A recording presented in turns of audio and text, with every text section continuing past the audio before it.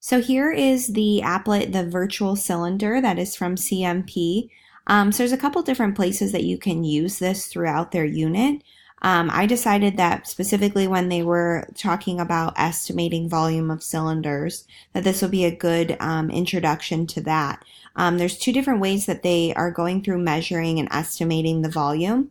As you can see, we can look at specific 1 centimeter by 1 centimeter cubes, and they can estimate and fill this up with as many cubes, and then they will be able to estimate that volume. So this is one way that they can measure, and you can see the two-dimensional measurement that's happening here with the increase of these green cubes. So another thing that they can do is they can look at area slices.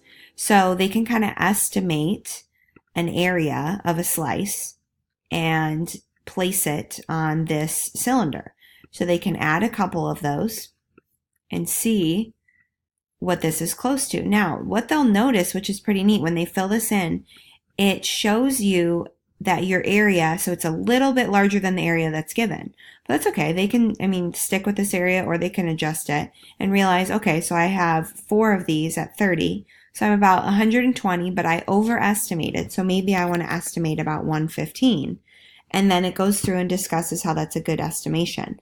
One thing I do like about this is, one, it gives you 2 options of measuring. So they can discuss with their partner which was a better method for them.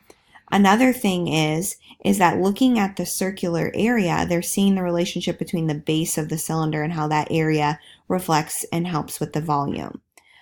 So another thing I like to do during these technology activities when I do them in my class is, once they kind of play around and just get accustomed to, playing with the diameter and adjusting the diameter and seeing how that changes, adjusting the height, and just kind of playing around with it. I do like to have some questions where I can give them specifically, suppose that a cylinder has, let's just say, a radius of 10.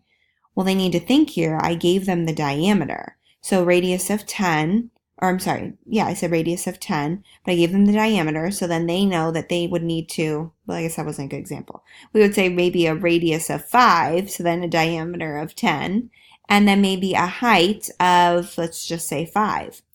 So I would want them to first figure out, okay, how many centimeter cubes would it take to cover this area? How many centimeter cubes would it take to fill the entire figure compared to just the base? Just kind of questions like that they can just start to build these connections on what the centimeter cubes are in terms of measuring the volume. Another thing that this can go into here is it can really discuss by looking at, okay, how many cubes fill just the base? How many cubes fill the entire thing? Is that we're talking about the volume formula, which would be in terms of radius and height. So they could build that formula with their partner just from looking at a technology app like this, instead of where typically the teacher will just provide the formula for students. They're building it on their own, which then will probably connect with them longer and they'll actually remember it. So I really enjoyed this task. I think CMP has a lot of really neat virtual kind of applets that really give students a chance to explore hands-on and kind of see how the volume's adjusted and what the volume means in terms of a cylinder. So I hope that you guys enjoyed this as much as I did. It's really worth exploring and going on CMP's website and searching for their activities. They have a lot of really simple ones like this that, you could incorporate in many different lessons. All right, thank you.